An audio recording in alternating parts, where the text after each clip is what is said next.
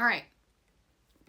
If you've been with me for a second, you know I've been working on this wig. This wig was down to here, down to my waist. It is a CSC or Chelsey Smith Crown Solange, super long, and it had lovely curls all the way through it. However, it was too long for me, so I decided I wanted to go ahead and cut it to here. I thinned it out. A couple people suggested I put some layers around the front, so I added some of those, and I literally just held my hand around it like this, and I just cut on a diagonal. They start about here, and they just gradually go down until the longer length. The last thing that I want to do to this wig is I have come to the conclusion that I think I like a darker root. Plus, with these CSC wigs, or the ones that I've tried, and I've tried 3, the lace, I don't know how to say.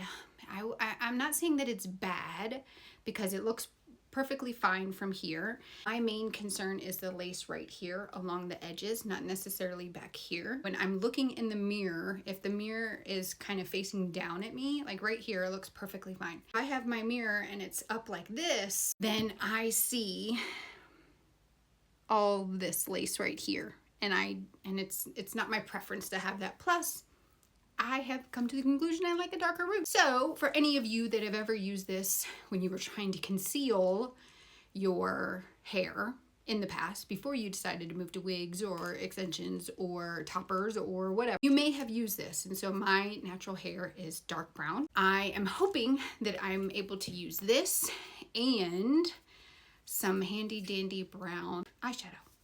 Give myself a little bit of a dark root and hopefully camouflage the lace a little bit. I wouldn't say knots because they're not dark.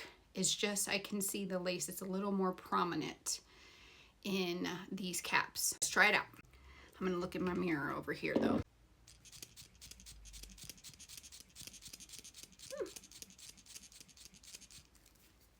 Seems to be working in my opinion.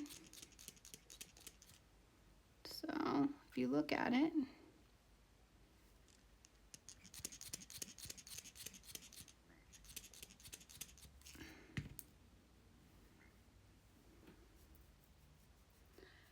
kind of smooth it out a little bit. Take some of this eyeshadow, dip into the brown, and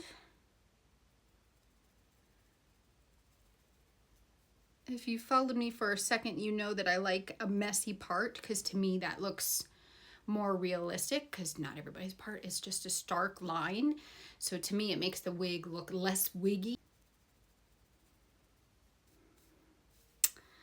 I have to say, I think it's doing what I want it to do. I'm not going to do it along the front because the front is where it gets into my forehead, and the lace there isn't horrible.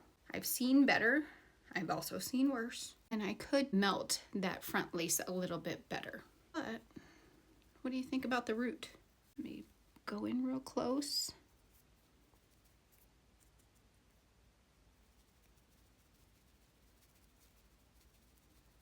Kind of like a shadow root. Give it the illusion that my hair is growing in. Let me know what you think. What other tips and tricks you might have. In general, don't put a lot of makeup on my lace fronts or the top, because sometimes if you get a little too willy-nilly, it kind of looks like it's caked in there in the lace fibers themselves. So you have to be really careful how much you put on there. You don't want to overdo it, because then it'll just frustrate the heck out of you. I think it's doing what it's doing, and I have made the wig my own. Wasn't so scared because I didn't spend a whole lot of money on it. It was secondhand. Somebody had already used it, and so I got it for a really good price, and I was able to cut it and not be too scared that I'm messing up my $300 wig. Try these tips and see if you like it.